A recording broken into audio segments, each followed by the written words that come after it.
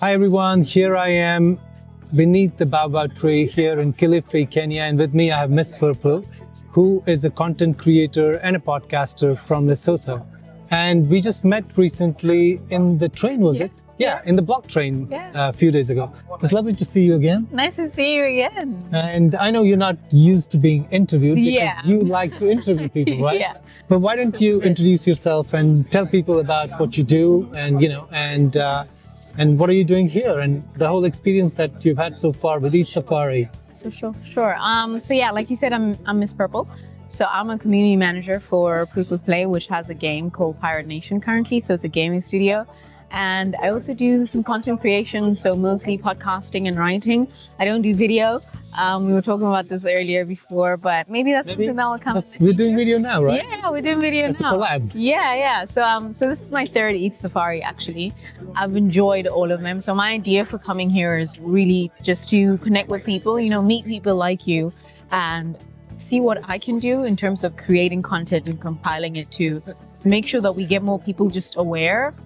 Maybe just even curious, you don't have to do anything actively, just be aware of what exactly is going on and then move on from there. So amazing. It's been enjoyable. So why don't we do something interesting? Why don't we make it an interactive session? Okay. And you ask me who I am. Yeah. And then it becomes a collab. I would love to. I just thought about it, right? Yeah, you can tell me more about you if you like. So you ask me the question now. Yeah. So I know when we met earlier, you mentioned that this is your first time, this was like a spur of the moment thing. So, while sharing what it is that you do, can you maybe share your reasoning why you decided to come through to this ETH Safari? Definitely. So, hi, I'm Shafeeq Qureshi. I'm the founder of the CryptoHub, where we're building a one-stop platform for cryptos and Web3 and creating an ecosystem for the community, for founders and investors and the wider community, with a podcast and demo days and events that we're doing, complementing the online platform that we're building. And in fact, I go to a lot of events and I was just planning to go to Token 2049 in Singapore, which is like one of the big events that happens every year. And I just got to meet Coco, who is one of the co-organizers of ETH Safari, about 10 days ago in Dubai. And, I had no plans to go to any event, even the local events, in fact. But then when Coco mentioned ETH Safari and Kenya and Africa, I was like, I can't miss this. Can't miss it. So I'm so glad that I took that opportunity and I'm here and I'm meeting all great people, builders, content creators like you, people, building great use cases.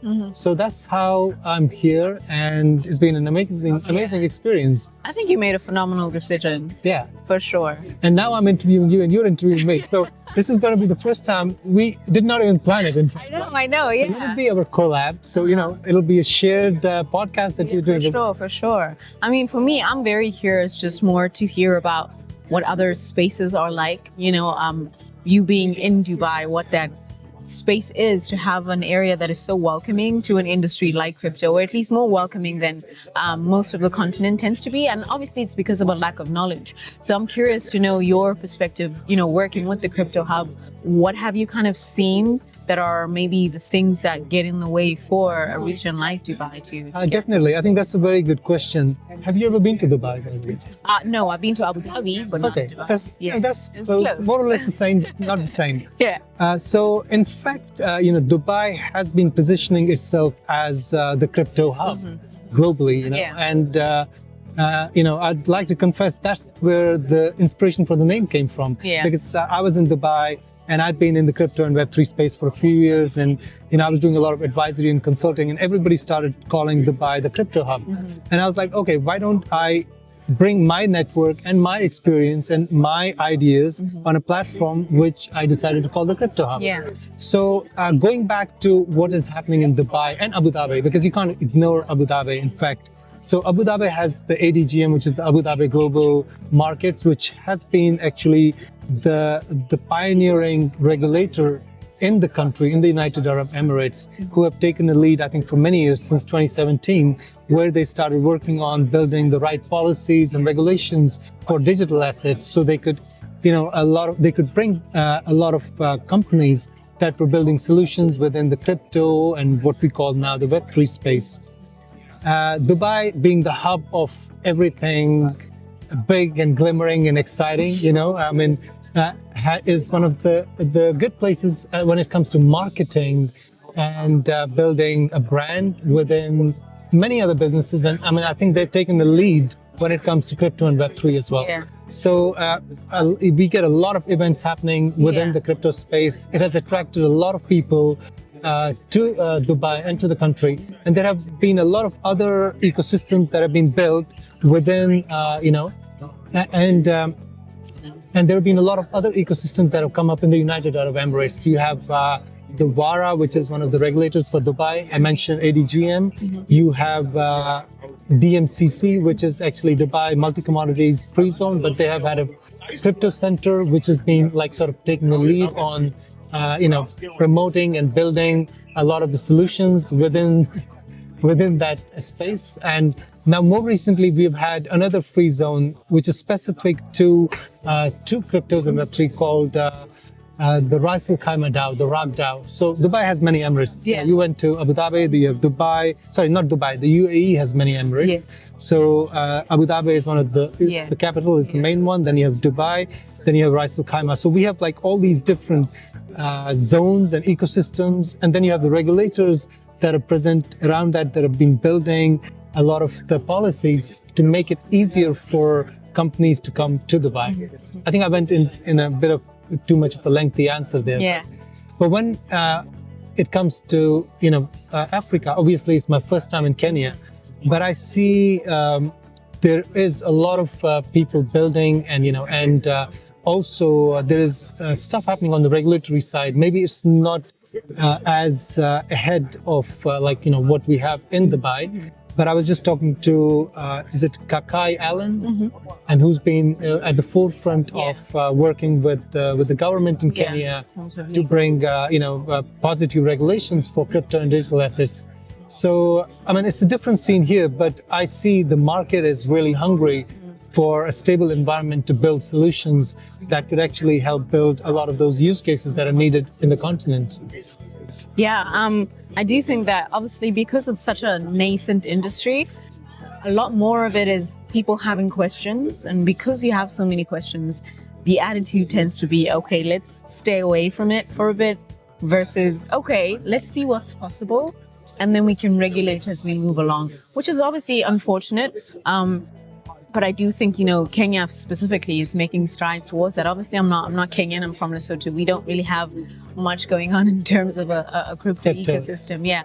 But I think that's what attracts me to Kenya, in that they are open, and yes, they'll make mistakes here and there. They'll be a bit too brash with something. They'll be too quick to make a decision. But for the most part, I think they're kind of leading the way in terms of being a bit more accepting for people to try it out and see where it leads them. And hopefully it does well for the country. I mean, you look at the penetration of M-Pesa, for instance, it's everywhere. Yeah. Everyone uses M-Pesa, and it works for the most part all the time. So people are very clearly open to a new kind of technology that makes lives easier for them. So if you can show them a way in which crypto can be useful, I am certain that a lot more people are open to kind of adopting it and seeing where it can lead them, versus just kind of saying, this is great big thing, just get on the train when you have no idea where it's going. That's a bit complicated to follow. Definitely. Like you said, it's the nascent space. So I think, there's... we can't expect everybody to be running at the same pace, as long as there is acceptability and it's not like a blanket ban. Of course. Then there is room for growth, and I see like that happening already because nobody's stopping to build. So it's not like they're waiting for, we'll wait for the regulations and then we'll start building. And I think the process has already started. The ball is rolling, and it just needs to get bigger now. It just needs to keep chugging along. Let me ask you a question now. Sure. Because you started asking me questions. Sorry, I get into right. it. Yeah. So basically, like you are a content creator, and now you're in the Web3 space here at least. But has your content been mostly Web3, or is like more broader than that? So funny enough, I didn't really create that much content outside of the Web3 space. Okay. I did have a podcast that was more Web2 based, but I've been within the space, I think, for maybe 4 years now. And since the beginning, I've actually been using the name Miss Purple, which is insane because it was just a joke. but yeah, now you told me that. Yeah, now it's a full-on brand. So for me, I've been creating mainly in the Web3 scene. You know, now and then I take breaks. I've been on a hiatus for a long minute, but it's the thing that for me, I feel needs a lot more attention. So it makes sense for me to put my attention towards that and put my effort towards, you know, educating people, just sharing. And it doesn't have to be super technical, because that's another thing I've found. A lot of creators within the space tend to focus towards just being very technical. I want to focus on the people, you know, make it more understandable for me to say, if I talk to you about identity and then I mention ERC 1511, that should make a bit of sense to you. I should try to explain that in a way that I don't just say ERC 1511 and then you're like, what is that? I should explain a concept that you're familiar with, which is why I will use identity as a symbol for that, because it's easy to package that into something that someone is able to resonate with. So I think I'm trying basically to find that symbiosis between just speaking normal layman language in a way that Web2 people can understand, but also use the technology that we have to disseminate said information. So I think definitely, yeah. I think, and that's very important for, you know, mass adoption, because if you want to reach the masses, then you need to communicate what's happening within the space in a language which is, you know, understandable by the common people, right? Yeah, I think actually even when you're talking to legislators, it's also important for you to do the same thing, because they're also just people who have no idea what we're talking about. So they need to be just kind of shown the reality of things versus this grandiose idea of what crypto could be, versus if you just kind of show them what it is the thing is doing. We're going from point A to point B. It's as simple as that.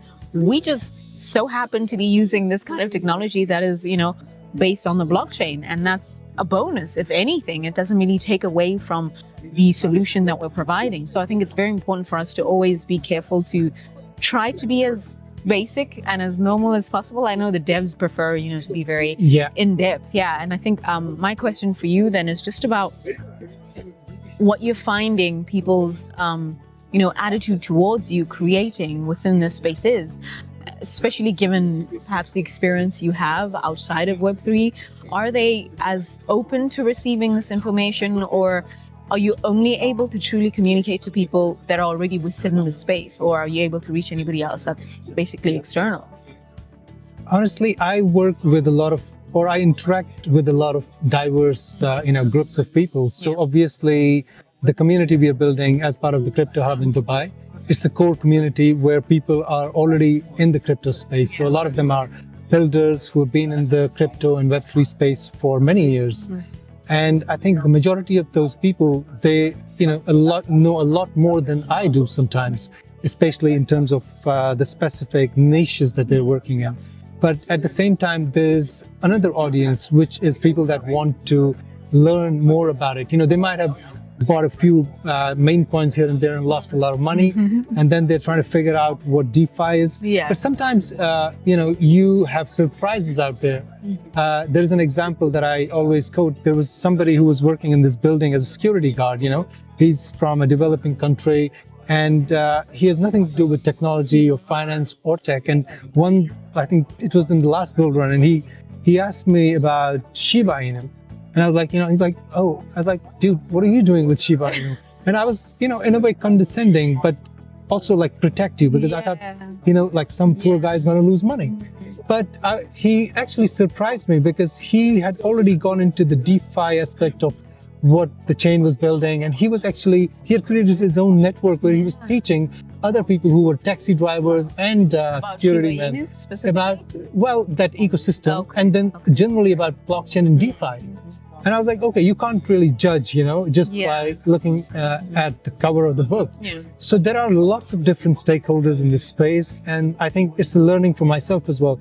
But, you know, I believe as content creators or as builders, we need to focus on the, you know, the specific audiences that we are trying to cater to.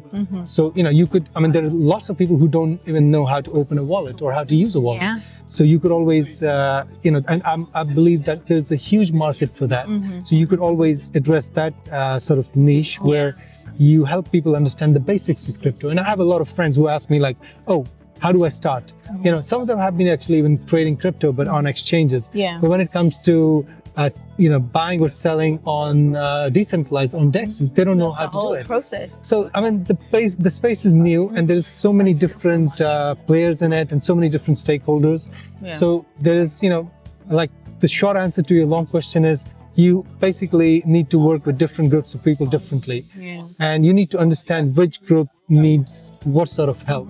And I think we're trying to do that with the platform and the ecosystem we're building. But of course, our focus is and our interaction is more with people who already are in this space. I can totally understand that. I think it's always great to, kind of adapt and move on to kind of see what makes sense where versus just trying to blanket everything into, one big single solution. So definitely. So what are your future plans now? I mean, now you're on a video podcast. I don't even know what they call it. Basically, for me, I'll confess with you, I'm not a content creator. Yeah. I'm a venture builder. And, for me, I kind of forced and challenged myself to create content, which I thought was aligned with my vision of building the platform that I'm building. And then as a consequence, sometimes I like it, especially, the conversations, because I like talking to people in general. Yeah. And for me, I don't have to make an effort to do that, right? And now that's what has made me do this. Yeah, and that's what makes a great podcaster, somebody who actually enjoys having conversations versus just doing it because it's the next big thing for people to do, it's the next cool thing for people to do, to say, I have a podcast. And I think it's like, this is a one-off for me, because with you, I'm kind of co-creating this. This thing. And so do you think you're going to continue doing video podcasts in the future? I mean, it's more, for me, it's more a technical thing than anything else. I would love to do video podcasts. So if I can just figure out the how and make it happen, I would definitely do that. I think if anything, I know people always say this within the Web 2 space, and it's like a buzzword, but to say representation, I think that matters a lot. So I'm trying maybe to lean more into that, because I know that I do use a pseudonym, which is Miss Purple. So for a lot of people, it takes away from Miss Purple. takes away a bit from the identity of perhaps who they may think I am. But if anything, I like that for the most part. But I do think perhaps it's high time, maybe to just kind of let people see the face. So this the voice. The Miss Purple that you've been hearing. I've been hearing for a minute. How many podcasts have you had so far? I've done quite a bit. So I've done, I'd say maybe, what is that? Three different podcasts that I've done. I've been a guest on one, I think, but currently my main one is Purple Pages. But even with that, I'd been more so just kind of focusing on, building my own things in the back. So I think it's time for me to kind of make a bit of a comeback. So for those who have heard Miss Purple and didn't know who she is and what she looks like, here you go. That's Miss Purple. And make sure that she creates more video content in the future. No pressure, for sure. I mean, I enjoy it. Well, that's a good start, actually. Yeah, I think it's a great start. Yeah. I think it was just, it was a bit daunting to begin with, if I'm honest. But now it's kind of, I enjoy it. I've always enjoyed it. I started off doing radio. I did radio for about 5 years. So I'm used to just being a voice. I'm not used to people kind of looking at me. I've always thought about these video, like, if you're on audio, like you said, I think it kind of gives you more control in a way. Absolutely. You can just go about saying anything. You can be anyone. Because when you're like, your face is there, it's kind of being a bit naked, right? You're like exposed. Yeah. And you have to be more careful how you conduct yourself. Yeah. I can see the power in being an audio podcaster. Yeah. But I mean, sometimes it's okay to give a little of the power away. Yes. Just show a bit of vulnerability to people, remind them that you are a real person as well. Just kind of bring a bit of, that personal touch to it. The human touch to it. Yeah, I think so what would be your advice to people who want to be content creators? I'd say just do it. The one thing I ever did for myself was just kind of, I waited a bit too long in some things and then I'll regret it after. Even with this, comeback that I'm doing, I could have done it earlier, but I didn't. I'm not going to beat myself up about it, but the best thing to do is just do it. If you want to write, writing is the best thing you could do. It's easy. It's a low-hanging fruit, so you have no excuse on that one. But definitely do whatever it is you want to do. Just share whatever information you have. You may think it's basic, but to some people, I promise you, it is not as basic as it seems. So I think it's just that, just do what you can.